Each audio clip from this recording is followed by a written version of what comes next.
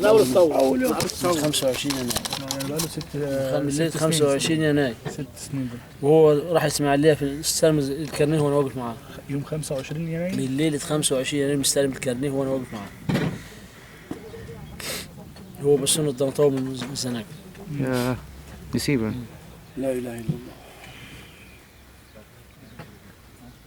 طب ما كانش بيقول لك في حاجه احنا بنتعرضوا من نعم. بره؟ ما كانش بيقول لك في حاجه احنا في ضرب علينا ومستهدفين وحاجات من دي؟ ازاي يعني؟ يعني هو كان موجود في شيخ زويد، موجود على طول في شيخ زويد بقاله فتره من اول ما لا راح ده كان في اسماعيليه. الإسماعيلية؟ لا هو كان سافر احمد بره. مسافر المكان اللي هو راحه ده يوم الحد زي البارح. زي البارح بس، وفترته كلها كانت في اسماعيليه هنا. يعني هو لسه مسافر قريب. هو اتجوز وقاعد لغايه يوم الجمعه بتاعت السبوع مسافر. بات هناك ليلتين وجاي بات ليلتين وسافر على كده.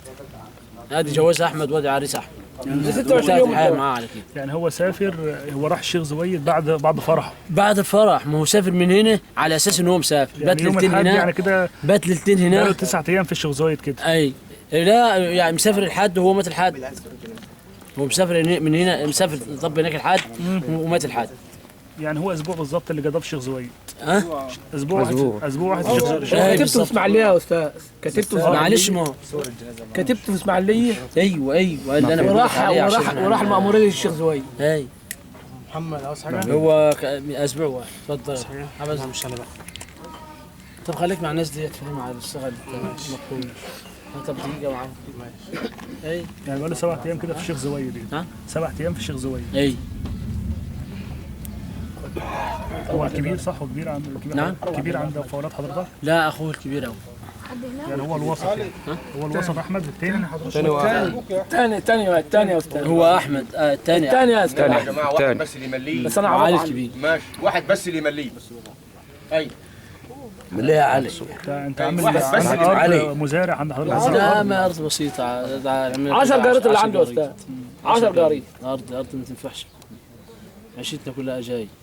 طب انت ايه رساله بتوجهها للدوله؟ وانت في رساله انت عاوز توجهها لمين وبتطالب بيه حضرتك يعني؟ اطالب بالقصاص. ربنا سبحانه وتعالى يعمله وانتم تعملوه وما تضيعوش حق ابني بس وخلاص. اقول ايه يعني؟ انا اعرف شيء ايه يقولوا انا لمين يعني بتوجه رسالتك بتوجهها لمين؟ انت عاوز مين اللي يختص لابنك؟ في ايه بقى بالظبط؟ حسب الله ونعم الوكيل في الظالمين. بالقصاص من الحكومه والمحكمه. الجماعه يعني الجماعات المتطرفه اللي بتقتل مثلا جنودنا طيب وانا اقول ايه؟ حسبي الله ونعم الوكيل. ايوه احنا عاوزينهم يا استاذ. انا اخويا يا استاذ بتكلم بجد. بيظلم اولادنا واولاد الناس. انا اخوه. انا برضه من حين ما قلنا حسبي الله ونعم الوكيل في كل صار بنطالب بالقصاص وكل من استحتدى على الدين. لسه متصل بيا الكاتب بتاعه هو بيقول لي كلمة توجهها الرئيس. اول مره نضربه. كلمة توجهها رئيس الجمهورية. الناس اللي هي موتت ابنك وموت الثلاثه اللي معاه، اللي من الصعيد واللي مش عارف مين ومش عارف مين. يعني تم القصاص لهم على طول؟ لا ما كان هو ده مجموعه كمين واقفه اللي هو منهم ابني وضربوا بالقانص. مش عارف 3 أو 4 بالقانص كده من بعيد. نعم القناصات من بعيد بالقانص. اي اصابه من بعيد على بعيد. اي بتاع دراجه متحركه وضربتهم من طب هم تم تصفيه العناصر ديت؟ نعم. ولا تم تصفيه العناصر ديت ولا لسه؟ لا ما اعرفش. احنا منين نعرف؟ كلام الشخص تعرف الحاجات دي. الكاد بتاعه اللي هو بيتصل بيها دلوقتي هنا اللي هو المسؤول عليه هو اللي يعرف الحاجات دي. اعرف ايه شيء وشفت حاجه ما شفتش حاجه. انا شفت حاجه المسؤول عليه هو اللي يعرف الحاجات دي، لكن احنا ما نعرفش حاجات منه. ده هو بيقول لي احنا الحمد لله عصرنا عليه وجبنا حق وحلف 100 يمين. قلت له خلاص انا بنطالب الرئيس السيسي بكل من اهتدى عليه علينا وعلى غيرنا يبقى بالقصاص فورا، عشان خاطر ده حقوق عالم ولسه عريس. لسه عريس ماليش 26 يوم.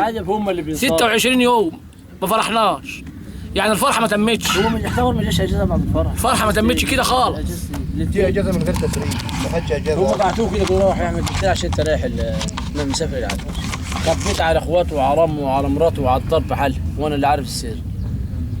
لان هو كان مسافر بره قبل كده في دول برانيه. ايش بره ولا؟